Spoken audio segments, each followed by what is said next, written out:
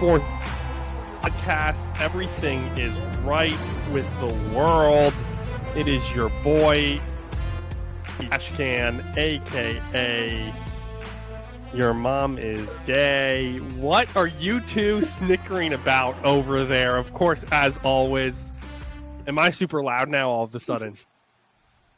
No, you're... What? Your lips just stopped moving. And you stopped talking. Like, I'm watching a English dubbed Godzilla movie right now. That's hilarious. Listen, it's recording correctly, so I don't care. Okay, all right. Well, if you can hear me, that's all that matters, because you never listen to me anyway, and you never watch me anyway. It's just the Micaiah and Robert show. It always has been. It always will be. We're on YouTube, anywhere you get your podcast. 4th&1 podcast, Instagram at 4th&1 podcast. All spelled out because I'm Micaiah and I know better. Yeah, because people just type in 4th&1, like podcast 4TH. No, and then they leave out podcast. Well, this is a fun. Maybe we should rebrand our podcast then. I don't think people should just get some more. That's true. So, okay, we got some things. We had the draft to talk about. Colorado has lost 61% of their last year's class. Micaiah is an idiot. Again, we mostly talk about that, but I don't know what you guys want to jump into first. I pulled up the wrong document when we were going to talk about it with all the things. Oh, let's talk about Missouri, because I like stadiums and I'm hosting for once. Micaiah, I'm assuming you know something about this Missouri adding $250 million renovation? Yeah, that they're adding a $250 million renovation to their stadium by 2026. That's all you know about it? Well, that and just that there's a lot of money in college football flying around, so much so that Missouri gets a new stadium. Oh, all righty. Well, Robert, you sent something to the group chat earlier that I don't think anybody paid enough attention to, and I'm guessing that has to do with the NCAA most likely settling their lawsuit, House versus NCAA, against their antitrust case. Am I right in that assumption? Yeah, you're right. You're right. All right, good. That was a segue for you to talk about it more, because I'm not sure, definitely didn't read that article. Because your voice, you're moving on the screen, but I'm not hearing the voice. So I'm like, is there more? Is there not more? Got it. I thought it was the other way around. I thought you were hearing my voice, but you weren't seeing me on the screen. No, I see both. I hear you and see you, and they're not matching up, my brother. But yeah, okay. I know that they're kind of headed more towards like revenue sharing, and I think that's essentially going to be the scapegoat for the NCAA.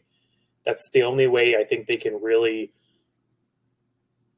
stay out of trouble and stop losing in a way. Because if they do that, then they kind of let the lawsuits go away. Do you mean they are the NCLL and this is the way for them to become the NCAA again? I don't think they'll ever really become the NCAA again. I think they're always going to lose somewhere. So my wife was asking. I was watching the NFL draft, and my wife was asking every time Roger Goodell came out, why did 750,000 Detroit Lion fans? It was only 150,000 that night. Kept booing Roger Goodell, and I said because he was really bad at his job at one time. Like, y'all remember that, right? So I guess my question is. Now I would consider Roger Goodell actually one of the better commissioners in sports. Isn't there a possibility that the NCAA can turn things around? Or are we too far gone because at some point it's just going to become not like the NCAA is going to have nothing to do with it and they lost their chance?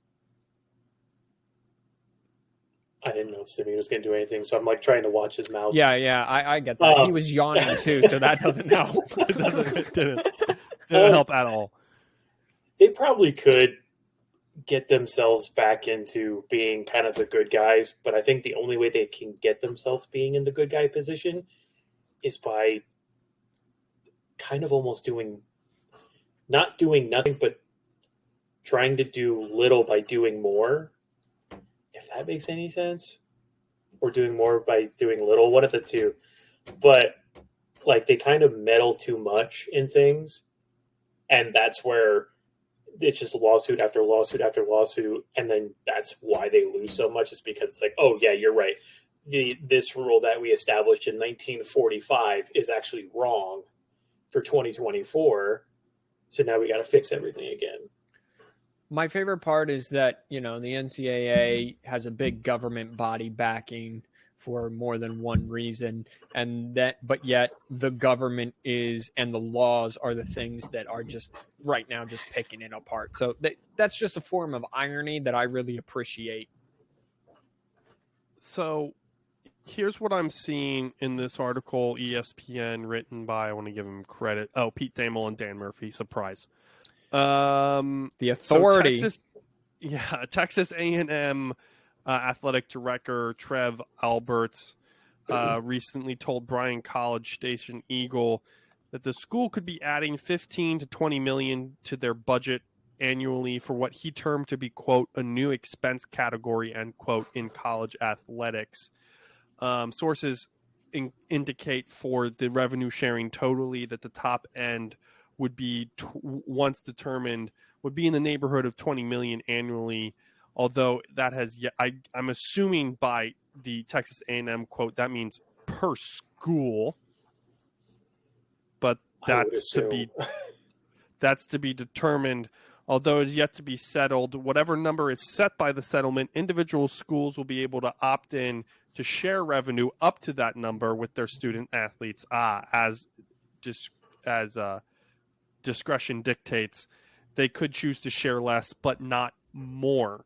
So we've now determined that there will be revenue sharing and a salary cap already put in place in the NCAA. At what point does this stop becoming amateur athletics and become semi-pro? Is it as soon as this happens, or do we have to wait around for the facade to officially wear off? Micaiah or Robert, since I'm probably behind. Robert, go ahead. I would say it'll take a couple of years, because this is going to essentially be like just the groundwork of everything, and then I'm sure in like 2 or 3 years, and like they kind of work out the kinks and everything, and try to figure out why one college is doing more, why a bigger college is doing less. Like Northwestern's probably not going to do the 20 million, but Michigan might, and it could be a time where Northwestern actually has a better record than Michigan, and it's kind of like, well, you're doing better, why would you not offer more? But probably in a couple of years, it was when I think it'll all kind of come to fruition. Sorry, I am. That doesn't make sense. Texas A&M, proud member of the Southeastern Conference. We have more. This is according to their website. More than 650 students competing in NCAA. That seems low. Does that not? Having 650 students in Division I? Maybe 615 scholarships. Could be scholarships. Yeah. 110 athletes sounds a little bit more reliable. 445 men and 665 women. So if you're doing, I'm going to pull out the calculator here live on the podcast, because that's always good. So do you think they're only going to do revenue share for the scholarship athletes then? You'd have to do it for everyone, right? No, you don't have to do anything. I think this whole thing is leaving it up to the college. Is people the NCAA way? Is people realizing that we don't have to exactly do what we're told, because what are they going to do about it? And when they come around, just hire really expensive lawyers, and there you're out. Yeah, sorry, I'm trying to do, and it's not working for me, and I hate that. 800 divided by 810 equals Is this link in the 24,000. Say again? is this the link in the doc that we're Yes, that's the link in the doc. All right. Yeah. It's 24,000. We'll call it 24,700 a year per athlete. 24,700 what? $24,700. I'm rounding up a year per student athlete. Okay. Yeah, that's not here's mine and Robert's thing. If you're going to revenue share with the players, right? And we were talking about this because Trenton Dill for the UAB program joined the Players Association that apparently exists now. And so they become the first D1 program to join the Players Association. Me and Robert are on the same page with this. Probably not everyone agrees. If you're going to give them a share of the revenue, then you have to make them pay for school. Because you can't have your cake and eat it too, because now we're just not preparing anyone for the real world, okay? Because if they get to go to school for free and then make money off of that, plus their NIL, which, again, I agree they should be given a share. I go back and forth with the share, but I do agree with the name, image, and likeness. Now we're just not setting people up for success. And the colleges can take those scholarships then that you would normally give to the football players and give them to other people who aren't there for sports or who are there for like water polo or regular polo on horses or something like that. So I think it would be unfair. It has to be an even split. If you're going to, I use Texas A&M. If you're at every single student athlete would get that cut. They'd get a check every year or however they would structure it for $24,000 and minus taxes, which is welcome to the real world. So like, what would that be? Like it's 12% Fed. So probably like, probably like 20,000. Yeah, something like that. $1,000 that they get deposited in. I agree with you from the perspective of like, yeah, that's kind of, you're having your cake and eat it too. That's not what I'm worried about though. Because like, I agree with you. First of all, these colleges, it's an arbitrary rule that we're setting.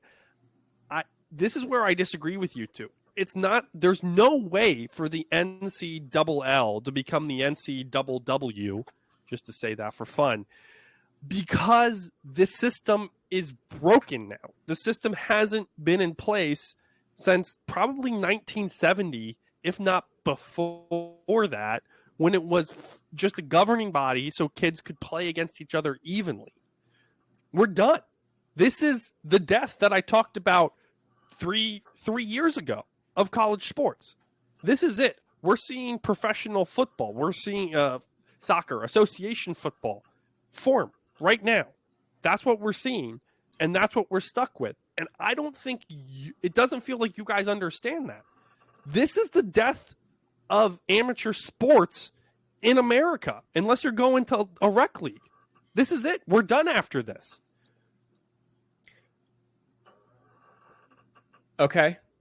You guys aren't freaking out about that? I mean, it is what it is, my dude. I get that we can't do anything about that, but that's like a big deal. Yeah, I understand it's a big deal, but it's also something that, I mean, people have seen coming for how many years? I mean, it's not like the arguments of NIL and everything have been coming for so long, and it's just people aren't going to stop going to the games. People aren't going to stop tailgating at the Grove. People are still going to show up and sing "Hail to the Victors." Like, I'm not saying we should boycott. I'm not saying anything. What I'm saying is the years. It first starts like this. It first starts with everybody getting $24,000. Next thing you know, Texas A&M cuts their water polo and women's whatever because they want an individual. Next thing you know, all the schools do the same, and now football gets a higher share of revenue than the rest of it is, or it's tied to something, or it's tied to wins. So did you say that and I missed it because I was reading something that we'll cover later? Is this revenue sharing going to all student athletes, or is it just the football team? Well, it would be kind of. I didn't read the full thing.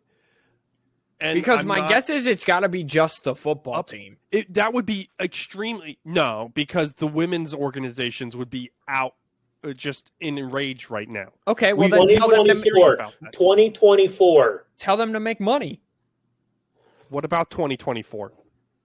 Listen, I'll go ahead and say women's sports don't generate money. There it is. You say it.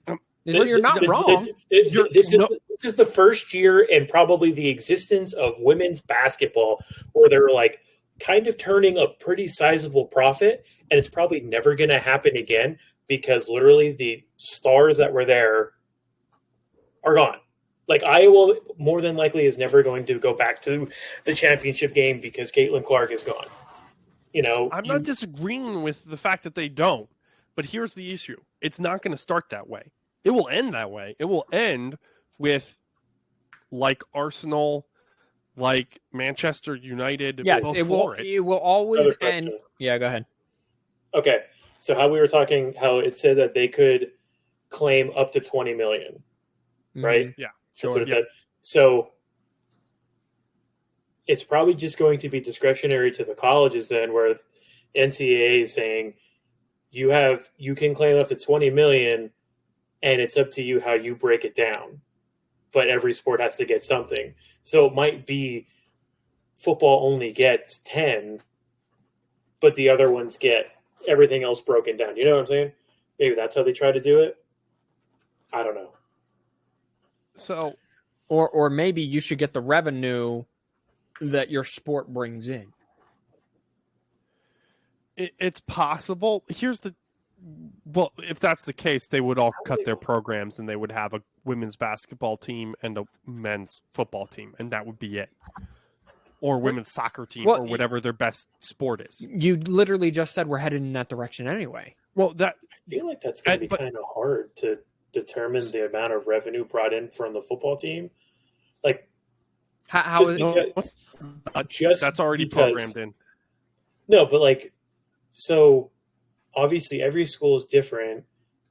Every team's in a separate conference. Every conference is different. Obviously, the Big Ten and the SEC are your two biggest conferences, so those two essentially bring in the most money. Correct. But then, the NCAA essentially doesn't they don't get money from the events. They just get a share from the conferences that comes from the shares of the schools and March Madness. So right. So, but then you have the TV. So it's what? How are they figuring the money? I'm just trying to figure out how they're trying to figure the money because you have everything is so individualized. There's so many categories. It's you have your TV deals, which are signed with the conferences. But the schools aren't necessarily signed with the TV deals. The schools are signed with the conferences. Right. So, and then the conference is signed with the NCAA. So who's really getting the money here? But I think you hit the nail on the head. I can literally tell you right now. All right, go for it. It's not that difficult, Robert. I get $20 million from competing in the NCAA March Madness tournament. I get $20 million from my TV deal. Awesome. 50% of the time, the statistics, 50% of the time was given for men's football. 30% of the time was men's basketball. The other is different sports that's broken up between the two. And all that's standardized. And you get the percentage of the amount of times you were on TV or whatever the case is. And those deals get standardized so that you always, at least, football's always bringing in at least 18 million with bonuses up to if they're really good. Another point that I want to bring up, which also adds, Robert, to your point and hopefully clarifies it so you can keep going, or Micaiah can add, is there's another lawsuit, antitrust suit, Carter versus NCAA, quote, which is also filed by Kessler, I'm assuming the attorney, argues that NCAA should not keep should not be able to keep schools from paying players directly for their performance. And that's where I'm going to end the quote. Again, you guys can read this article. It's Pete Thamel. But there you go. It's not necessarily your guys are going to be employees because healthcare costs a lot of money. But if this passes through, they don't need settled at the same time. The article goes on to say, I can tie it to whatever metric I want to. Robert. I was just stretching, but I did kind of think of something. Sorry. When they talk about doing it based off performance, though, aren't they trying to also outlaw like prop betting in Chewing me, Smalls. college? It's been outlawed. Yeah. Right. So how could you do incentives based off of performance when in the same aspect you're also saying, oh, people can't bet on this player getting certain statistics? Well, I mean, because fuck you, that's why. those because those are two, obviously, but those are two totally different things, right? You're trying to keep 18 and 19-year-olds from fixing games, which clearly has already happened in the NBA, right? They just gave someone that lifetime ban, right? That Toronto Raptors kid, yeah, right? It's terrible, right? But still, he's in the NBA, highest level, and was betting on himself in some basically fixing games for himself. And then the other one is performance laden things that if you rush for 200 yards in one game, we'll give you an extra 5K, right? Yeah, but you're also so performance incentives like those, I feel also somewhat fixes a game too. How? Robert, It motivates the players to play better. However, so you have a wide receiver, a running back, and a quarterback. Quarterback, if he throws for 500 more yards, then he gets an incentive. The wide receiver needs however many, and the running back needs. So the running back's going to try and do everything he can. So he wants to keep the thing on the ground. Right. The NFL but already does this. But who calls also, this plays? Yeah, the coach. And also, the NFL already does this. And also, this is everywhere. Robert, don't you and Micaiah both have a little bit of a bonus structure in your deals Don't even get me started on that. For the places that you work at? Don't even get me started with that. I know it's dumb, but technically, don't you? It's the same thing. Yes and no. I mean, because for them, it also can change the outcomes of games. So even though the coach calls the plays, the quarterbacks, which are good enough, and if they want to take it to the next level, they will audible that shit. Okay, so you're saying if one performance incentive is a quarterback throwing for 300 yards a game, but you're going up against a team with a crappy defensive line who runs a 3-3-5, right? And the coach just keeps calling HB dive, and you're just running up the score. The quarterback all of a sudden is just going to audible out and just start throwing the ball. If you say that, hey, this quarterback, he's about 100, maybe he's 75 yards short, right, of getting an extra million, right? Yeah, but high end $1 million, high end. Yeah. I got and it. it's and they're that guy is going to be like, well, what the hell, coach? And it's you know what? Forget it. I'm going to take over because I want to get my money. Right. And this quarterback then plays for Colorado, right? Right. And for Deion Sanders. Yep. Right. 100%. I get they do that, and they do this in the NFL. Right. But the NFL is a totally different beast where they're their money's a lot different, and it's just they're grown ass men playing a kid's game, where college is kids playing a kid's game. But we're already saying that they don't know how to manage NIL deals and everything else. But then now we're going to tell them that they have to manage not only playing the games and winning, but now, oh, hey, but also if you do this just a little bit better, we'll give you some more cash. But I think that, but this goes back to the point of the NCAA is the NCLL, because if they would have introduced NIL and regulated it from the very get-go instead of fighting it while grinding their teeth and white knuckling that rope and just hanging on to that because they're student athletes or whatever BS they were hanging on to at that point. And now they're playing catch up with it. If it was done right, it wouldn't have been an issue. Well, you sound like your boss, Micaiah. Sorry, I am so mature that I can, see things in that light, You're not wrong. Robert's point is also correct. Who's this dolphin? Is that you? That's Robert, probably. Anonymous dolphin? What? Where? Are you in the Google Drive right now as Anonymous Dolphin? I mean, I'm in the Google Drive. I didn't know I had a name.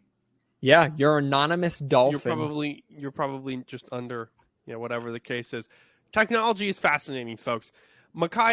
Robert's points is humanity will always race to the bottom of the brainstem. Humanity will always take the path of least resistance, and stupidity tends to win out over humanity. Smart. Always goes to what gets me the rich the quickest. Correct. So yeah. Robert's point is very, very correct. And sure. Right. I also don't think that's what the article means. My guess is what it means is like Teeman's performance based. I mean, maybe, hopefully it does, but and also again, we also have to remember there are administrators and other things that want to keep this going, and who are going to be involved here. There are going to be real adults in the room who are going to be like, yeah, we're not offering kids the easy way. We're not just going to be like, yeah, we're going to target the performance. And also, I don't think... Except in Colorado. Maybe in Colorado. If he lasts another 2 years. You like how I'm trying to segue that? You really... Oh, that's fair. We're done.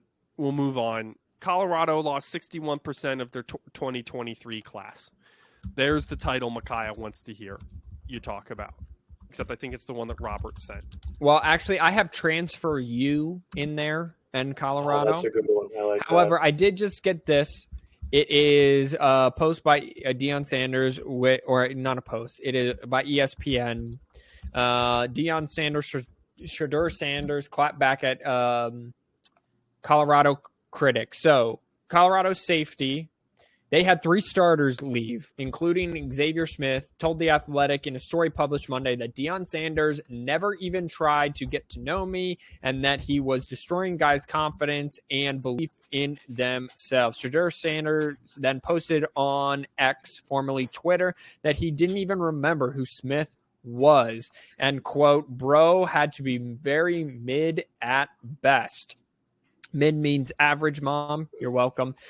Smith had injury trouble when he was at Colorado, but he was a freshman All-American at FCS Austin Prey. After Shedeur Sanders' tweet, things escalated into a series of back-and-forth trash talks.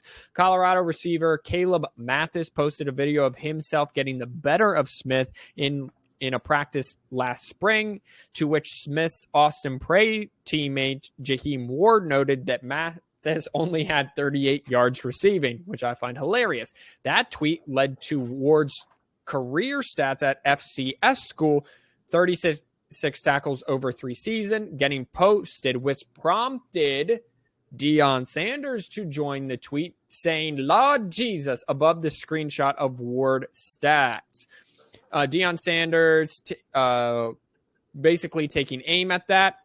He will be a top 5 pick. Deion Sanders said of his son, where yo son going? LOL. I got time today. LOL.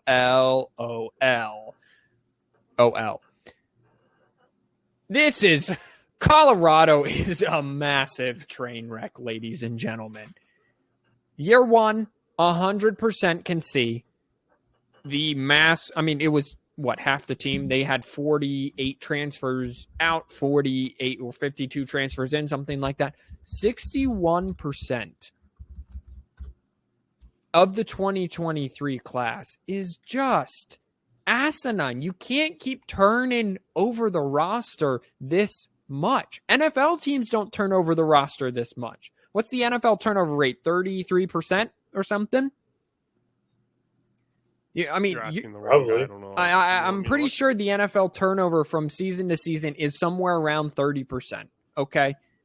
This is insane in back-to-back years, and your best players, who are your son, who's a quarterback, and then your highly touted two-way player who, when he plays two ways, 25%. So even worse in this, your star two-way player, Travis Hunter, who, when he plays two ways, gets cooked on one end, either on offense or on defense, are leaving next year. Are they both going to be top 5 picks? Maybe. Travis Hunter, definitely. Shadur, I still have my doubts, but whatever.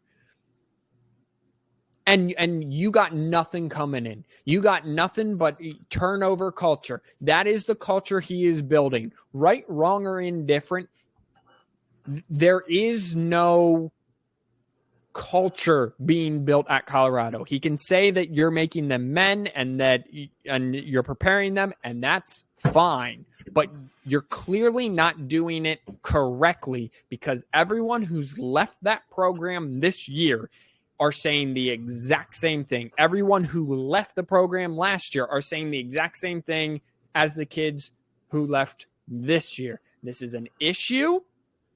And Robert, what we were talking about at lunch, is this a Dion problem? Is this a program problem? Or is this a coach problem?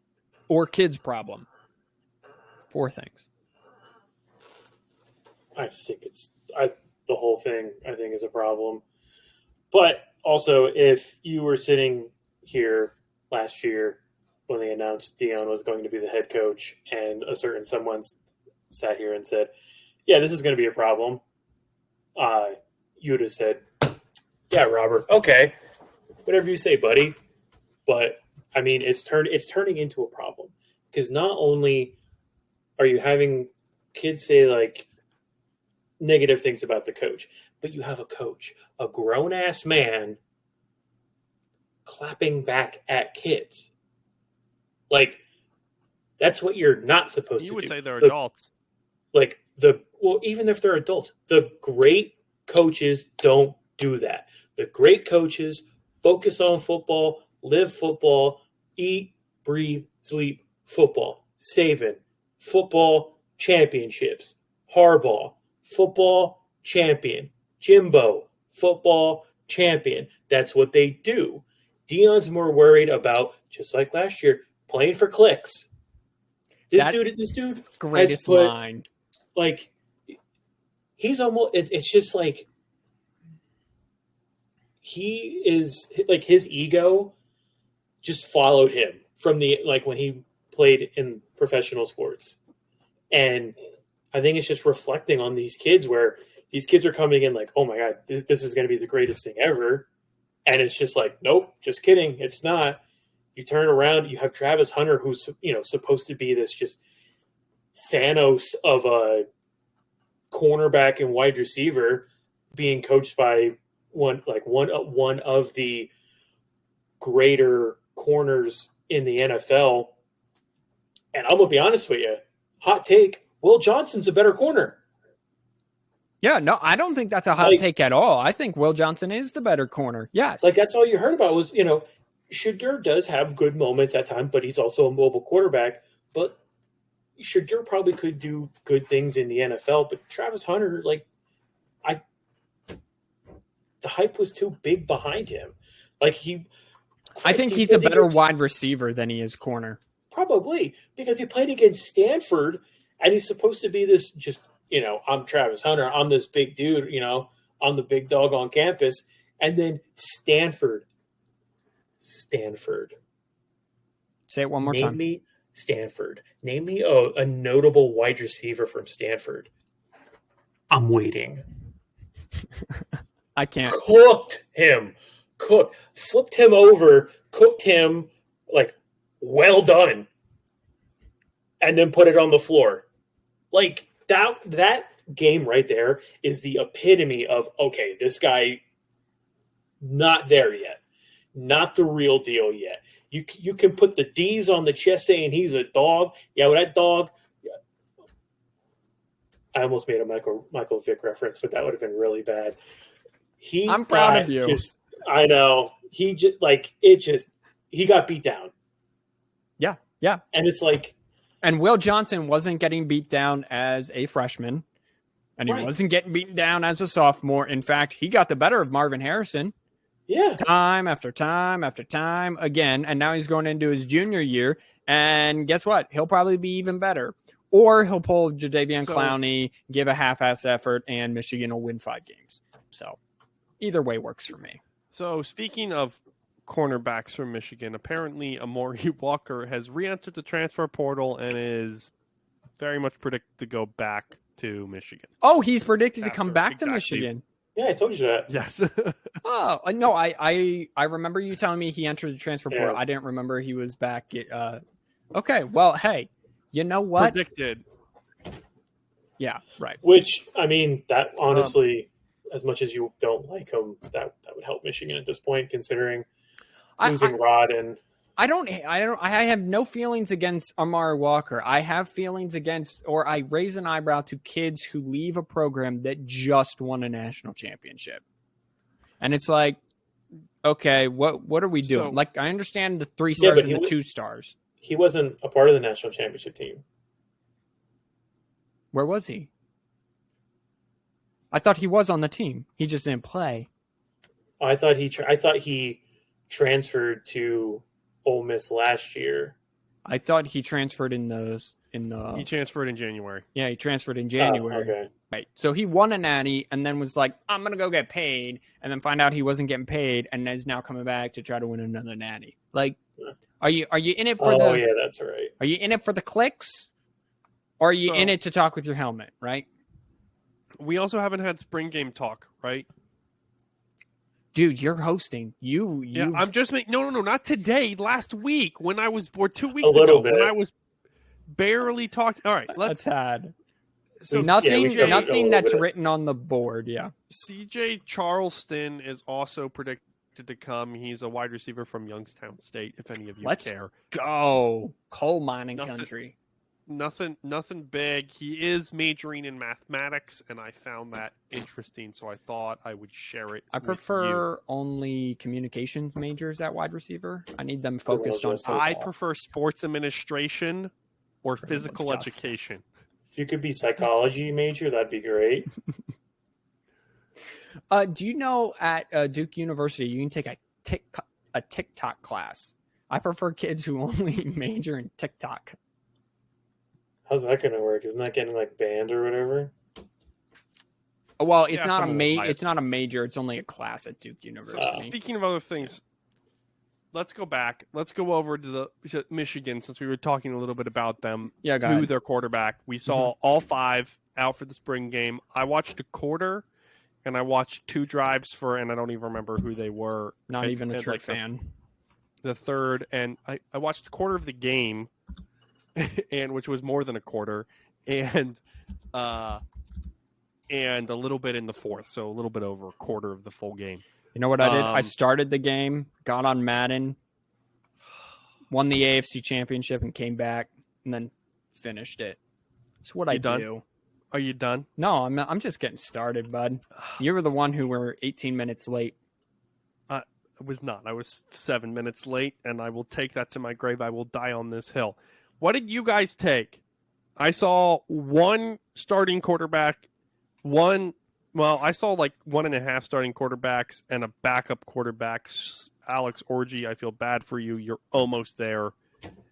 And the rest were just kind of on the So roster.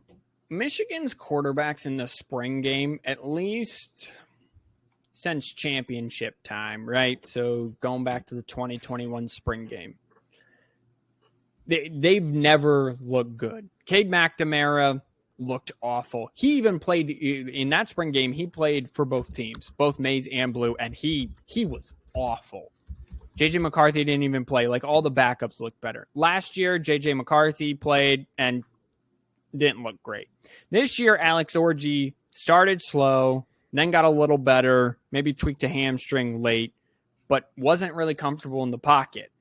Davis Warren, who is supposedly the backup / pushing for the job, former walk-on, to me, again, strictly going off the spring game, which means little to none, looked like the better quarterback. He looks like the guy who's going to be efficient, because really that's what Michigan needs.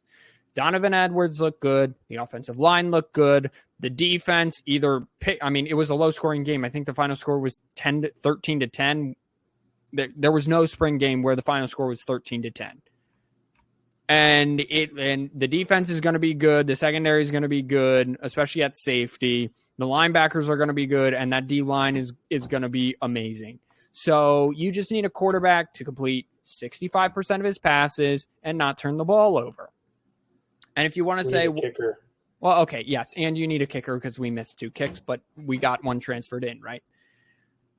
So if you're going to say all that, but then you're going to be like, well, let's go with Alex Orji because he's the more talented, athletic person. We tried that already. His name was Joe Milton, and it didn't work out at all. And I'm not saying Alex Orji doesn't deserve to play or a shot to play, but strictly based off the spring game, I'm questioning whether Alex Orji can get it done when Oregon and Dan Lanning are designing these pro-style blitzes to come at him from all angles. Yeah, he wasn't comfortable in the pocket at all. And Davis Warren had the better deep ball. That is a fact that happened in the spring game. He underthrew a couple, didn't he? Or am I No, thinking of Preston, what's his face, the grad transfer again, Mr. 8-year. Samara.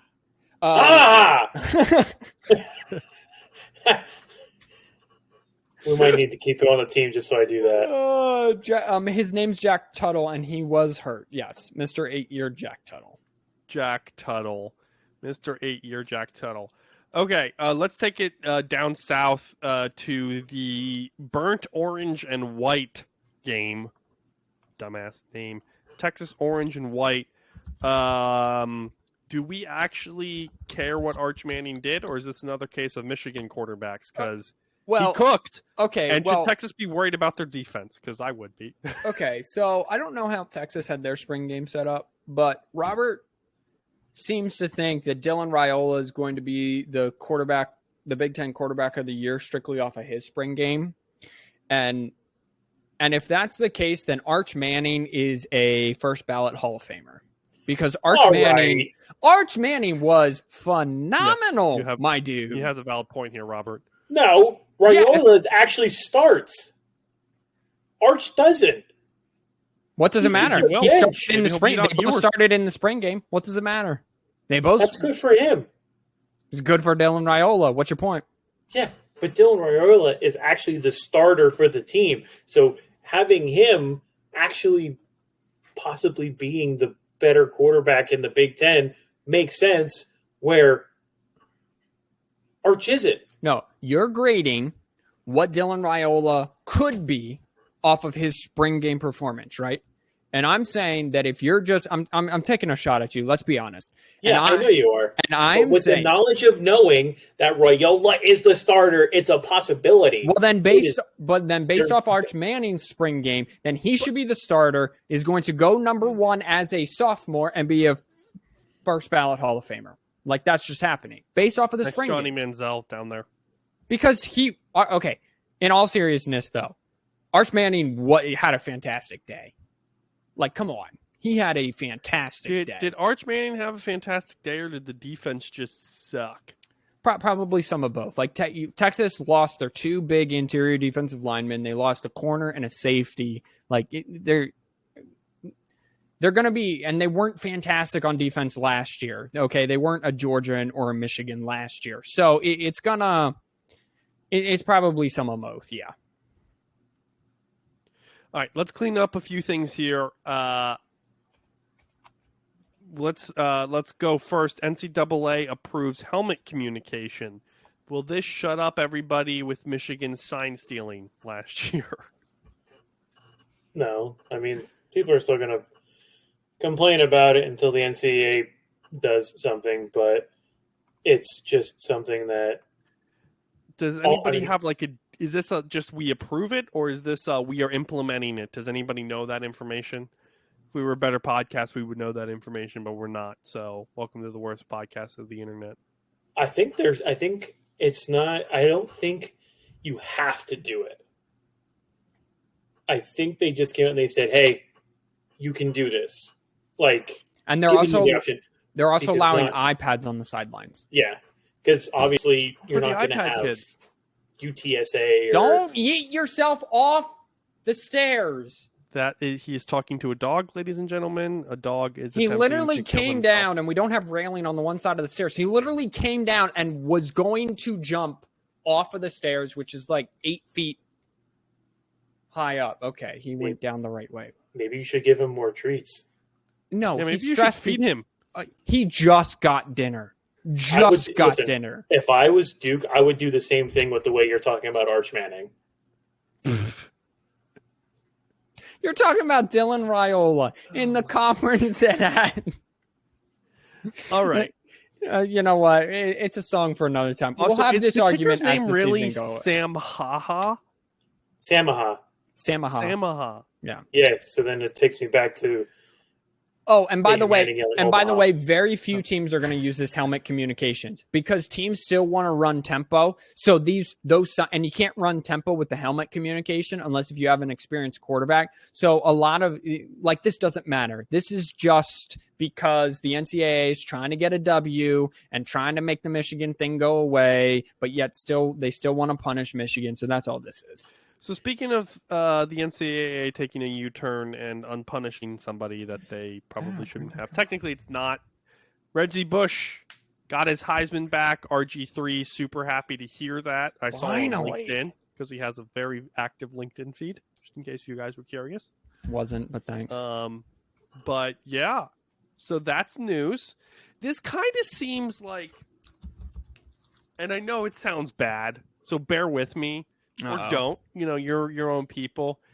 It's not at all similar, but to me, Reggie Bush and his Heisman kind of feels like OJ and his Bronco for some reason, and I have no idea. You're not wrong. They are kind of like it's two black men who didn't do the crime. And there we go. Touching that. All right. Hey, OJ's dead now. We can talk about it. R.I.P. OJ. Can you really say that one though? Can I say R.I.P. OJ? Does OJ get his Heisman back now that he's dead? OJ's Heisman never left. I thought they did officially take it away. No, it's always been in USC's building. Well, okay, that doesn't mean that the Heisman physically the trophy. The only way it left was because someone stole it. That's the only reason it left. OJ always had his Heisman. Here's my thing, and Robert disagrees.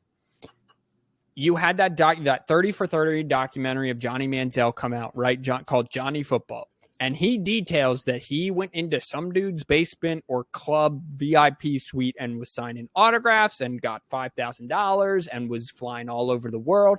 And that his best friend / manager at the time literally made up the narrative that his parents came from money. And his parents aren't poor, but they definitely ain't Johnny Manziel rolling around in a Benz money, to the point where Stephen A. Smith was defending Johnny Manziel's parents' wealth on First Take. And yet Johnny Manziel still had his Heisman. So I think it's only fair that Reggie Bush, who the worst he did was his parents got a free apartment that his agent paid for, that Reggie Bush got his Heisman back off of that. How did we get here from OJ? OJ still does have his Heismans, which is, I guess, technically legitimately fair because he technically was never found guilty. However, Leroy Keys probably would prefer his Heisman, or Ted Kowalik from Penn State. Fun fact here for you. Dude played tight end. We were giving out Heisman's to tight ends back then.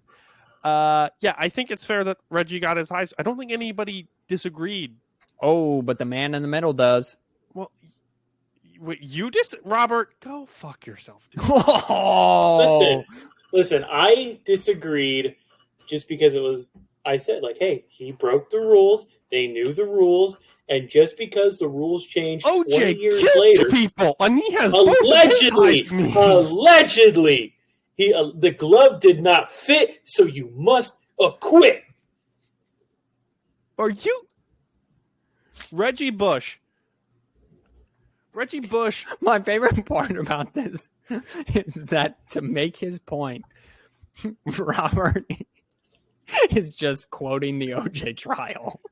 To make his point fit, Robert will quote anything and anybody, regardless of status in public opinion, to make his point work. And it's my favorite thing ever. So continue.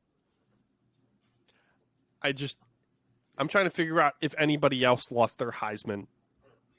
But if OJ didn't lose his Heisman, because this was the rampage. This was back when the NCAA was on, or NCLL was on its rampage of shutting down any form of payment, and then Johnny Football walks in the door and keeps his Heisman. Well, but Johnny didn't actually do anything. Him, like they didn't find that he actually broke any of the rules. Like who? The NCAA didn't find that Johnny did. There it is. They found that his but they basically said because he was suspended for a quarter, and so basically to make it go away, A&M suspended him. There was no paper trail that they officially found, but after the documentary came out and said I was totally doing this, then Johnny should have lost his according to your logic, Robert, should have lost his Heisman at that point. Well, I know what you're saying. Yeah. Okay. But I would hope so. But the fact that he's not part of the NCAA anymore. So it wouldn't necessarily be the NCAA making that judgment. That would have to be the Heisman Trust. That would make that decision for him. But the Heisman Trust. Reggie got caught. Like his family, he didn't get caught. His family got caught. Like sure. At that point in time in the NCAA, you couldn't do that. But also, because the same thing happened with Maurice Claret and Jim Tressel and what was the quarterback? Terrell Pryor, because they were doing tattoos or autographs or tattoos, right? And they got all those wins vacated. Now they're trying to get those wins back, right? Which again, I don't think they should get them because again, those were the rules. Just because the rules changed now doesn't mean that they should. Like NIL wasn't a thing back then. But Cam Newton got caught. My question, because he stole computers. No, that was Jameis Winston. That was crab legs. That was Cam. Cam got kicked out of Florida. If Cam Newton. No, I'm talking about at Auburn. The NCAA caught that his dad took $100,000 for Cam to go from the JUCO he was out at the time after Florida to Auburn. Yeah, then Cam should have had his taken. Okay, well now we're on the same page. If you're gonna then you got to take Johnny. Why are we taking Johnny's? Because Johnny basically did a worse version of what Reggie Bush did. Yeah, but but you would have never known that unless he would have came out and said it because the NCAA never found the paper trail. Reggie had the paper trail. Okay, I'm very confused. The paper trail was the documentary. Can we go back? Yeah, but he's not part of the NCAA anymore. Right, Reggie was part of the NCAA. He had a glove on, and it was Ryan in the car. Hang on. We got to catch it. We got to catch him up. What? How did Johnny Mansell get money from the NCAA? No, he didn't get money. Money from other people. From randos. They would basically pull up in a. Oh, that's right. And he would sign shit, and he would just under the rug. And they'd give him $5,000. Okay, so hold up, Robert. Then no one should have their Heisman Trophy because everybody does that and did that up until 2 years ago when it was legal. But did they get caught? Yes, they all did. No, Robert, Johnny didn't get caught.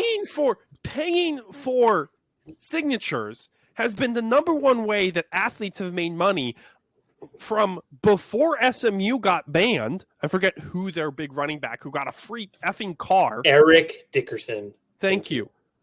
Eric Dickerson. didn't know he went to SMU. Went to Till every day. After, up until 2 years ago when NIL, or 4 years ago now when NIL kicked in. So what do you want from me? I don't care if they got caught or not. Everybody did it. And yes, if all your friends jumped off a bridge, would you jump too? No, but it's not the same thing. No one was getting hurt by these kids, yes, kids, signing and getting money under the table. OJ did it in jail for decades. So, or not decades, but after. And he did it while in jail too. So what am I getting yet? Why are you being butthurt about Reggie Bush, who probably did it the least of all of them, at least from what was able to be proven? About it. I'm just saying, like, those are what the rules were, and he broke the rules, and he got caught. I don't know what you, like. But he's the only player ever. But he didn't get caught. His parents got caught. Yeah, and right, but it was his agent, though. He's the only player ever to lose the Heisman Trophy. How does that make the Heisman Trophy look? Start somewhere. Let's be honest. Yeah, it honestly, it looks fine. You would be okay forever and ever of not having arguably the most electric football player, one of the best running backs of college football of the 2000s, to never have a Heisman Trophy. You're okay with that. And then you're okay with a 5'11" quarterback from Texas who then admitted on a 30 for 30 documentary he was doing stuff much more illegal at the time, and cocaine, having his. I don't make the rules, Micaiah. Clearly you do. He just enforces them. Wow, you're that no, tough. I just say that, listen, the only reason anyone knows about everything with Johnny is because of the documentary. No, but everyone knew about it. You cannot sit there and say, oh, yeah, I knew Johnny was doing that. I knew Johnny was doing that. Everybody knew Johnny was doing that. Everybody knew Johnny was doing that. Micaiah, there's so much shit coming out of your mouth right now that is so funny. Everybody knew. Prior to NIL, I assumed everybody was signing, every player from the fourth string kicker to the first string quarterback was signing stuff they more than and likely selling were. it. Right. On every team. Yeah, but you're everywhere. going to do that. But if you get caught, you still get in trouble. I understand. Okay, so let's go about this from the other direction, because apparently we're arguing about this. Robert, if you break the law and no one's there to catch you, did you mess up? No, because you didn't get caught. If you kill someone, break any law you want, as long as there's police not within the vicinity. Ladies and gentlemen, as long as you don't get caught, you didn't break the. Is the story that Robert Bainbridge wants you to know, and that's where we're going to finish this. Listen, break as many laws as you want. Find the car. You didn't steal the car, then. Stamped. The body. Listen, kill anybody you want. That's the body. We'll see you guys when That's we the have moral of the next. story. Wash your hands. Apparently, you can kill anyone you want as long as you don't get caught. OJ theory.